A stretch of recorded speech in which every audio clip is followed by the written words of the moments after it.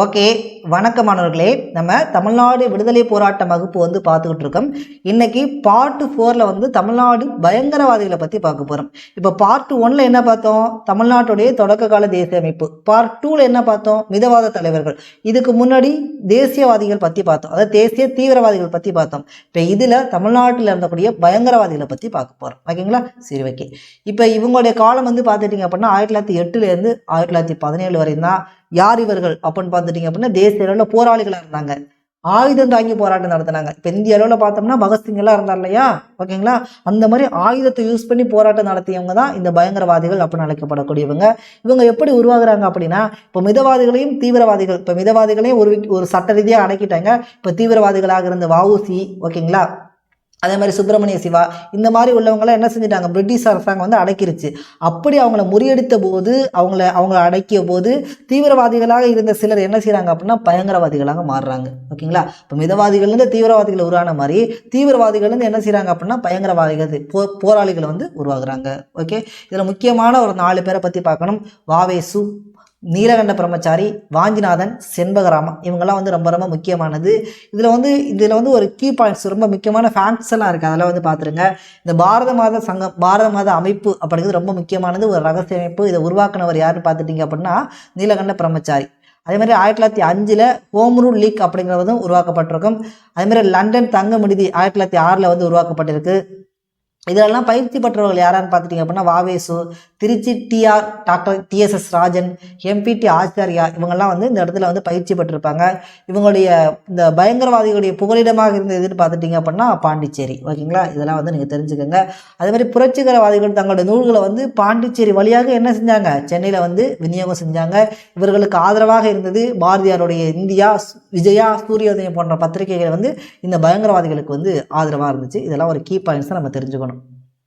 Okay, இப்போ இதில் முதலாவதாக பார்க்கக்கூடிய தலைவர் வாவே சுப்பிரமணிய ஐயர். உடைய மொழிபெயர் பாருங்க, வரகநேரி வெங்கட சுப்பிரமணிய ஐயர் தான் இதோட மொழிபெயர். சிறப்பு பெயர் தமிழ் சிறுகதையின் தந்தி அப்படின்னு அழைக்கக்கூடியவர் இவர் தான். இது கொஞ்சம் இன்ஃபர்மேஷன் நல்லா தெரிஞ்சுக்கோங்க. இவர் மேல் படிப்புக்காக எங்கே செல்றாரு அப்படின்னா பாரிஸ், லண்டனுக்கு செல்றாரு. பாரிஸ் படிப்புக்காக லண்டன் செல்றாரு. அப்படி செல்லும்போது அங்கே லண்டனில் இருக்கு இல்லையா, அந்த இந்தியன் ஹோம் விடுதி அப்படிங்கிறதுல இவர் தங்குறாரு. அப்படி தங்கிட்டு இருக்கும்போது அங்கே ஒருத்தர் சுட்டு கொண்டார். 1908 மதன்லால் திங்காரா அப்படிங்கிற ஒரு பிரிட்டிஷ் அதிகாரியை என்ன செஞ்சாரு? சுட்டு கொண்டுட்டு தப்பிச்சு எங்கே வந்துடுறாரு அப்படின்னு பார்த்துட்டிங்க அப்படின்னா அங்கே லண்டன்லேருந்து என்ன செஞ்சாரு? பாண்டிச்சேரிக்கு வந்துடுறாரு. அதுக்கப்புறம் வெடிகுண்டு பயிற்சி பெறுவதற்காக இங்கேருந்து ரஷ்யாவுக்கு போகிறாரு. இவருடைய முக்கியமான ஒரு மொழிபெயர்ப்பு நூல் ஒன்று இருக்குது. 1857 முதல் இந்திய விடுதலை போர், வீடி ஷவாக்கர் எழுதியிருப்பார் இல்லையா, அந்த நூலை தமிழில் யார் மொழிபெயர்த்தது அப்படின்னு பார்த்துட்டிங்க அப்படின்னா இவர் தான் மொழிபெயர்த்திருப்பார். அதுக்கப்புறம் பார்த்துட்டிங்கன்னா இவர் பயிற்சி அளிப்பார். யாருக்கு பயிற்சி அளிப்பார் அப்படின்னா அந்த ஆஷ் படுகொலைக்கு காரணமான வாஞ்சிநாதன் அவருக்கு அந்த ப்ரௌனிங் துப்பாக்கிக்கு பயிற்சி அளித்தது யாருன்னா இவர் தான். இவருடைய பத்திரிகை பார்த்துட்டு அப்படின்னா பால பாரதம். இவருடைய மரணம் 1935. இதை பற்றி இவ்வளவு தெரிஞ்சுக்கிட்டா போதும். முதல்ல ஒரு சின்ன ரிவிஷன் பார்த்துக்கலாம். வாவேசு, இவருடைய முழு பேர் என்னன்னு பார்த்துட்டிங்க அப்படின்னா வரகநேரி வெங்கட சுப்பிரமணிய ஐயர். ஓகேங்களா? இவர் தமிழ் சிறுகதையின் தந்தை என்று அழைக்கப்படுகிறாரு. 1905 எங்கே போகிறாரு அப்படின்னா மேல் படிப்புக்காக, பாரிஸ்டர் படிப்புக்காக லண்டன் செல்றாரு. ஒரு மொழிபெயர்த்த முக்கியமான நூல் 1857 முதல் இந்திய விடுதலை போர் அப்படிங்கிற நூலை தமிழில் மொழிபெயர்க்கிறாரு. மராட்டிய மொழியிலேருந்து தமிழுக்கு மொழிபெயர்த்தாரு. ஓகேங்களா? யாருக்கு இவர் பயிற்சி அளிக்கிறாருன்னு பார்த்துட்டிங்க அப்படின்னா ஆமாம், யாருக்கு? வாஞ்சிநாதனுக்கு இவர் பயிற்சி அளிக்கிறாரு. இவருடைய முக்கியமான ஒரு விஷயம் இருக்குது, சேரன்மாதேவி பரத்வாஜ் ஆசிரமம் அப்படின்னு. இவர் விடுதலைக்கு அப்புறம் என்ன செஞ்சிருப்பார்? அந்த போராட்டத்துக்கு அப்புறம், விடுதலை ஆனதுக்கு அப்புறம் என்ன செஞ்சிருப்பார் அப்படின்னா ஒரு ஆசிரமத்தை உருவாக்கியிருப்பார். 1923 நெல்லையில் சேரன்மாதேவி பரத்வாஜ் ஆசிரமம் அப்படின்னு. இதில் என்ன செஞ்சிருப்பார் அப்படின்னா குருகுல கல்வி, அந்த பாகுபாடு இருக்கும். இதுக்காக பெரியாரும் வரதராஜனும் போராடி இருப்பாங்க. அவங்க போராட்டத்துக்கு அப்புறம் இந்த ஆசிரமம் என்ன செய்யுது? மூடப்படுது. இதுதான் இவரை பற்றி தெரிஞ்சுக்கணும். TNPSC இவரை பற்றி எப்படி கேட்டிருக்காங்கன்னு பார்த்துடலாம். வாஞ்சிநாதனை பற்றிய பின்வரும் கூற்றுகளில் சரியானவற்றை தேர்ந்தெடு. இதில் பாண்டிச்சேரியில் சுப்பிரமணிய சிவாவால் துப்பாக்கி சுடும் பயிற்சி பெற்றவர்னு இருக்குல்ல, இது தப்பு. இந்த வாஞ்சிநாதன் யாரால் பயிற்சி பெற்றவர் அப்படின்னு பார்த்துட்டிங்கன்னா வாவேசுவால் பயிற்சி பெற்றவர். இது ரிலேட்டடாக இந்த கொஸ்டின்ஸ் இங்கே கேட்டிருக்காங்க. ஓகே, இப்போ அடுத்து பார்க்கக்கூடிய தலைவர் யாருன்னு பார்த்துட்டிங்கன்னா நீலகண்ட பிரம்மச்சாரி. இவர் பிறந்த ஊர் பார்த்துட்டோம் அப்படின்னா சீர்காழி. இவர் ஏற்படுத்தினது தான் 1904 பாரத மாதா, அந்த ரகசிய அமைப்பு அப்படிங்கிற சங்கத்தை புதுவையில் இவர் ஏற்படுத்தியிருப்பார். நோக்கம் என்ன? ஆங்கில அதிகார கொல்றது மூலம் மக்களிடையே நாட்டுப்பற்று உணர்வை தூண்டுவது. இதுதான் இவர் இந்த அமைப்புடைய நோக்கமாக இருக்குது. இவங்களுக்கு வந்து ஐரோப்பிய நாடுகள்லேருந்து ஆலோசனை மற்றும் ஆயுத பொருளுதவி வந்து வழங்கப்பட்டிருக்கு. இவருடைய பத்திரிகையாக நம்ம பார்க்கக்கூடியது சூரிய உதயம் அப்படிங்கிறது இவருடைய பத்திரிகை. ஓகேங்களா. இவருக்கு வந்து சிறை தண்டனை கொடுக்குறாங்க. எதற்காக அப்படின்னா ஆஷ் படுகொலை முதல் குற்றவாளி இவர் தான். டிஎன்பிசியில் ரீசெண்டாக கேட்ட ஒரு கொஸ்டின். ஆஷ் படுகொலையின் போது முதல் குற்றவாளியாக சேர்க்கப்பட்டவர் யாருன்னு பார்த்துட்டீங்க அப்படின்னா நீலகண்ட பிரம்மச்சாரி தான். இவர் வந்து 7 ஆண்டு சிறை தண்டனை இவருக்கு வந்து கிடைக்கிது. 2 ஆண்டுக்கு அப்புறம் தப்பிச்சு வந்துடுறாரு. 1914 பெல்லாறு சிறையிலேருந்து தப்பிச்சாரா. ஆனால் 2 நாள்லேயே மாட்டிக்கிட்டுருவாரு. எங்கே தர்மாவரம் ரயில் நிலையத்தில் மாட்டிக்கிட்டியா உனக்கு எக்ஸ்ட்ரா ஒரு 6 மாதம் எக்ஸ்டெண்ட் பண்ணுறேன்ட்டு இன்னும் ஒரு 6 மாதத்தை என்ன செஞ்சுருவாங்க எக்ஸ்டெண்ட் பண்ணி விட்டுருவாங்க. 1919 விடுதலை அடைகிறாரு. விடுதலை அடைஞ்சதுக்கப்புறம் ஒரு கம்யூனிஸ்ட் ஆதியாக இவர் என்ன செஞ்சுறாரு மாறினதுக்கப்புறம் 22 வங்க போராட்டம் மறுபடியும் போராட்டம் பண்ணுறாரு. அதுக்கப்புறம் என்ன செய்கிறாங்க 10 வருஷம் வந்து சிறை கொடுத்துறாங்க. ஏன்னா அவங்க சொல்லி தானே அனுப்புவாங்க இதுக்கப்புறம் நீ போராட்டம் எல்லாம் பண்ணக்கூடாதுன்னு. ஆனால் திரும்ப போராட்டம் பண்ணதுனால 10 வருஷம் வந்து சிறை கொடுக்குறாங்க. அடுத்து இதுக்கப்புறம் வந்து ரிலீஸ் ஆனதுக்கப்புறம் ஒரு நந்திமலையில் ஒரு ஆசிரமத்தை ஏற்படுத்தி 1978 வரை வந்து இது பண்ணியிருப்பார். இது டிஎன்பிசி கொஸ்டின். நந்திமலையில் ஆசிரமத்தை ஏற்படுத்தியவர் யாருன்னு ஒரு டைம் வந்து கேட்டிருந்தாங்க. ஓகேங்களா. ஓகே, இவரை பற்றின முக்கியமானதுன்னு பார்த்துட்டோம் அப்படின்னா எந்த சங்கத்தை தோற்றுவித்திருப்பாருன்னா பாரத மாத சங்கம் 1904 வந்து தோற்றுவித்திருப்பார். இவருடைய ஊர் வந்து பார்த்துக்கிட்டோம் அப்படின்னா ஆமாம் சீர்காழி, சிதம்பரம் சீர்காழிலாம் சொல்கிறோம் இல்லையா, இதுதான். இந்த படுகொலையில் முக்கியமான பங்கு இவருக்கு உண்டு. சிறை செல்வதற்கு காரணமாக அமைஞ்சது எதுன்னு பார்த்துட்டிங்க அப்படின்னா படுகொலை தான். இவருடைய பத்திரிகைன்னு பார்த்துட்டிங்க அப்படின்னா சூரியோதயம். ஓகே, இப்போ அடுத்த தலைவராக நம்ம பார்க்குறதுக்கு முன்னாடி இவரை பற்றின கொஸ்டின்ஸ் பார்த்துக்கலாம். நந்திமலையில் யார் தனது அரசியல் வாழ்விற்கு பிறகு ஆசிரமத்தை நிறுவியது அப்படின்னா நீலகண்ட பிரம்மச்சாரி. கீழ்கண்டவற்றை பொருத்தி சரியான குறியீடுகளிலிருந்து தேர்வு செய்க. இதில் வந்து பார்த்துட்டிங்க அப்படின்னா நீலகண்ட பிரம்மச்சாரிக்கான சரியானது அவருடைய பத்திரிகையான சூரியோதயம். ஓகேங்களா. சரி, ஓகே. இப்போ அடுத்து மிக முக்கியமான தலைவர் வாஞ்சிநாதன். சின்ன பையனாக இருக்கார் பாருங்க, ஆனால் செஞ்சது பெரிய விஷயம். பிறந்த பகுதி திருவிதாங்கூர் சமஸ்தானம். அந்த திருவிதாங்கூர் சமஸ்தானத்தில் இவர் வந்து பிறந்திருப்பார். இவருடைய இயற்பெயர் வந்து சங்கரன்.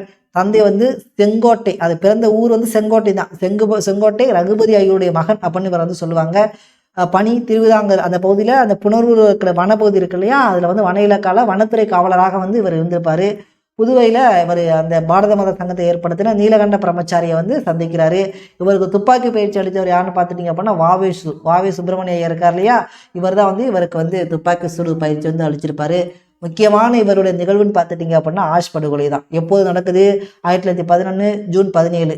எங்கே நெல்லை மணியாச்சி ரயில் நிலையம். படுகொலை செய்யப்பட்டவர் நெல்லை மாவட்ட ஆட்சியர் ராபர்ட் வில்லியம் டி ஆஷ். தன்னுடைய மனைவியோட மணியாச்சி ரயில் நிலையத்திலிருந்து கொடைக்கானலுக்கு போகலான்ட்டு பிளான் பண்ணி போகும்போது என்ன செஞ்சிருப்பாரு இவர் வந்து சுட்டு கொண்டிருப்பார். சுட்டு கொண்டோன்னா இவர் என்ன செஞ்சிருப்பார் அப்படின்னா இவர் கூட இன்னொருத்தர் இருப்பார், மாடசாமின்னு ஒருத்தர் இருப்பார். மாடசாமி தப்பிச்சு போயிடுவார். இவரால் தப்பிக்க முடியாது. உடனே என்ன செஞ்சிருவார் தற்கொலை பண்ணிட்டு இவருடைய பையில் வந்து ஒரு கடிதம் வந்து இருக்கும். அந்த கடிதத்தை வந்து விசாரிப்பதற்காக ஆங்கில அரசு ஒரு குழு அமைக்கும். அந்த குழுவோட பேர் வந்து HC 550 HC 1080 அப்படிங்கிறது அந்த குழு. அந்த கடிதத்தில் என்ன இருக்கும் அப்படின்னா இங்கிலாந்து அரசரான 5ஆம் சார்ஜ் அவரை கொள்வதற்கான ஒரு ஒத்திகை தான் அப்படிங்கிறது அந்த கடிதத்தில் வந்து எழுதியிருக்கும். ஏன்னா இங்கிலாந்துக்கே வந்து என்ன செஞ்சிடும் ஒரு நடுக்கத்தை உண்டாக்கிறோம். என்னது நம்மளுடைய மன்னரை கொல்ல போகிறாங்களா அப்படிங்கிற மாதிரி. ஓகேங்களா. அடுத்து இந்த படுகொலைகளை மொத்தம் 14 பேர் வந்து குற்றவாளிகளாக அறிவிக்கப்பட்டாங்க. அதில் 12 நபர் வந்து கைது செய்யப்பட்டாங்க. 2 பேர் வந்து தற்கொலை செஞ்சுக்கிட்டாங்க. தமிழக அரசு இவருக்கு என்ன சிறப்பு செய்யுது அப்படின்னா அந்த வாஞ்சிநாதன் அந்த ரயில் நிலையத்தை வாஞ்சிநாதன் ரயில் நிலையம் வாஞ்சி ரயில்வே ஸ்டேஷன் அப்படின்னு தமிழக அரசு வந்து பெயர் மாற்றியது. ஓகேங்களா. அடுத்து மாடசாமி இவர் கூட இருந்தவர் தான். இவர் பிறந்த பகுதி வந்து ஒட்டப்பிடாரம் பகுதியில் வந்து பிறந்திருப்பார். வஉசியுடைய வலதுகரமாக வந்து செயல்பட்டவர் யாருன்னா இவர் தான். ஓகேங்களா. வாஞ்சிநாதன் சார்ந்திருந்த படைகளில் இவர் வந்து சேர்ந்திருப்பார். படுகொலைக்கு அப்புறம் என்ன செஞ்சிருப்பார் இவர் தலைமறைவாகி எங்கன்னா அங்கிட்டு தப்பிச்சு போயிடுவார். இவர் நம்மளால் வாஞ்சிநாதன்லாம் தப்பிக்க முடியாது. பட் இவர் வந்து என்ன செஞ்சிருப்பார் அப்படின்னா தப்பிச்சு சென்றுவார். ஓகே, இவங்களை பற்றின ஒரு ரிவிஷன் வந்து ஒன்ஸ் வந்து பார்த்துடலாமா. வாஞ்சிநாதன் எந்த ஊரில் பிறக்கிறாரு அப்படின்னா செங்கோட்டையில் வந்து பிறக்கிறாரு. பணி அவர் வந்து அந்த புனலூர் பகுதியில் வந்து ஒரு வனக்காவல் படையில் வந்து பணியாற்றுகிறாரு. படுகொலை எப்போது நடக்குது 1911 ஜூன் 17 நடக்குது. எங்கு மணியாச்சி ரயில் நிலையத்தில் நடக்குது. கொன்னவர் யாரை கொள்றாரு அப்படின்னு பார்த்தீங்கன்னா WT ஆஷ். கொடைக்கானல் செல்ல இருக்கும்போது இந்த கொடைக்கானல் அப்படிங்கிறது ஒரு டிஎன்பிஎஸ்சி கொஸ்டின். ஓகேங்களா. இதெல்லாம் நம்ம கேட்பாங்களா அப்படின்னு எதிர்பார்த்துக்கிட்டு இருக்க டயத்தில் கேட்டு விட்டாங்க. கொடைக்கானல் அப்படிங்கிறது ஒரு கொஸ்டின்ஸ் பின்னாடி பார்ப்போம், உங்களுக்கு அப்போ தெரியும். ஓகேங்களா. அப்போ அங்கே போகும்போது இவர் வந்து கொன்றாரு. இதில் வந்து பார்த்துட்டிங்க அப்படின்னா இவருக்கு பயிற்சி அளித்தவர்னு பார்த்துட்டிங்கன்னா வாவே சுப்பிரமணிய ஐயர் தான்.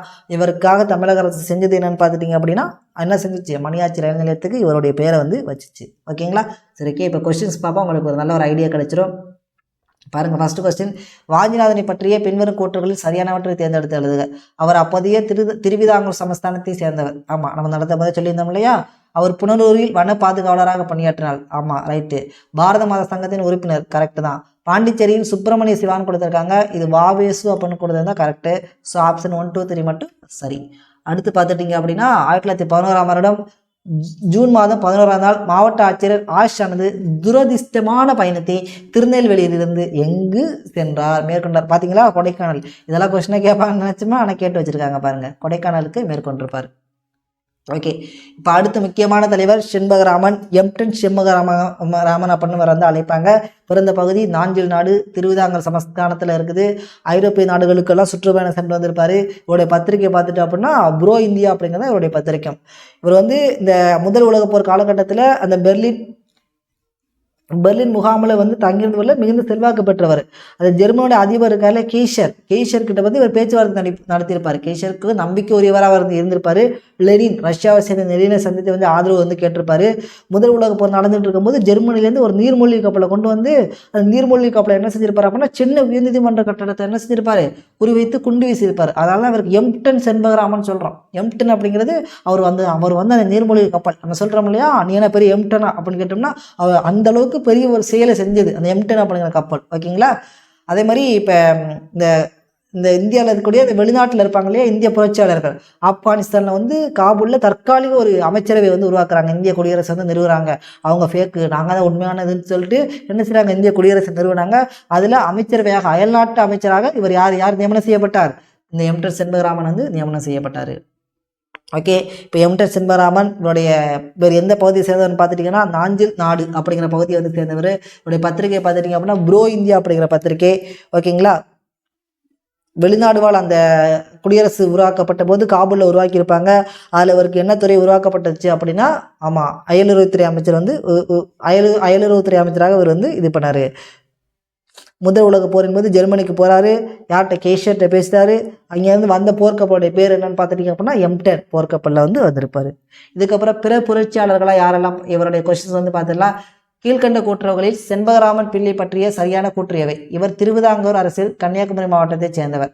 கரெக்டு. இவர் பாரத மாதா வாலிபர் சங்க என்ற அமைப்பை தோற்றுவித்தார்.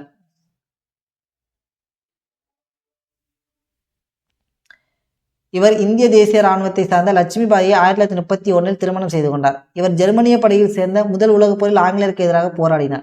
இது அனைத்துமே வந்து சரியானது தான். இவர் வந்து பாரத மாதா வாலிபர் சங்கம் அப்படிங்கிற அமைப்பை தோற்றுவிப்பார். இதே பாரத மாதா சங்கம் கேட்டாங்கன்னா நீலகண்ட பிரம்மச்சாரி தான். இதே பாரத மாதா வாலிபர் சங்கம் கேட்டால் இவர் தான். ஓகேங்களா? இதெல்லாம் வந்து எக்ஸ்ட்ரா இன்ஃபர்மேஷன் பார்த்துக்கோங்க. நெக்ஸ்ட் மற்றவங்க யாரான்னு பார்த்தோம் அப்படின்னா குருநாத ஐயர். ஓகேங்களா? தூத்துக்குடியை சேர்ந்தவர். போலீஸ் இலாக்காவில் தலைமை காவலராக இருந்திருப்பார். சுதேசி இயக்கத்தின் காரணமாக தன்னுடைய பணித்துறப்பை வந்து இவர் செஞ்சிருப்பார். ஓகேங்களா?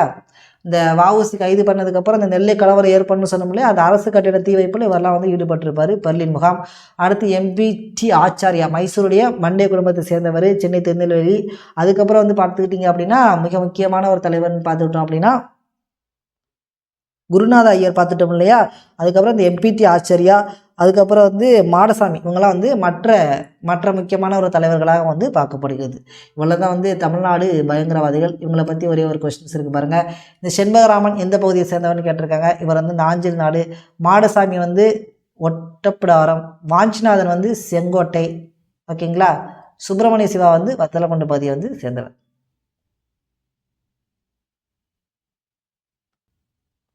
ஸோ அவங்களுடைய பிறந்த ஊர் வந்து உங்களுக்கு வந்து கொஸ்டின்ஸாக வந்து கேட்குறாங்க. ஸோ இதோடய உங்களுக்கு தமிழ்நாடு பயங்கரவாதிகள் அப்படிங்கிற பாட்டு வந்து முடிஞ்சிருச்சு. ஸோ இதுவரை நம்ம வந்து தமிழ்நாடுடைய தொடக்கங்கள் தேசிய அமைப்பு, தமிழ்நாட்டுடைய தேசியவாதிகளான மிதவாத தலைவர்கள் யாருன்னு பார்த்தோம். அதே மாதிரி பார்த்துக்கிட்டோம் அப்படின்னா தேசிய தீவிரவாதிகள் யாருன்னு பார்த்தோம். பயங்கரவாதிகள் வந்து ஃபுல்லாக முடிச்சிட்டோம். ஓகேங்களா? இதுக்கப்புறம் தமிழ்நாட்டில் இருக்கக்கூடிய முக்கியமான காங்கிரஸ் தலைவர்களான காமராஜர், தீரன் சத்தியமூர்த்தி, ராஜாஜி இவங்களை பற்றி பார்த்துட்டு அதுக்கப்புறம் தமிழ்நாடு விடுதலை போராட்டம், இந்திய விடுதலை போராட்டத்தோட கம்பேர் பண்ணி பார்த்தோம் அப்படின்னா இந்த வகுப்பு நமக்கு வந்து முடிச்சிடும். ஓகே, நன்றி.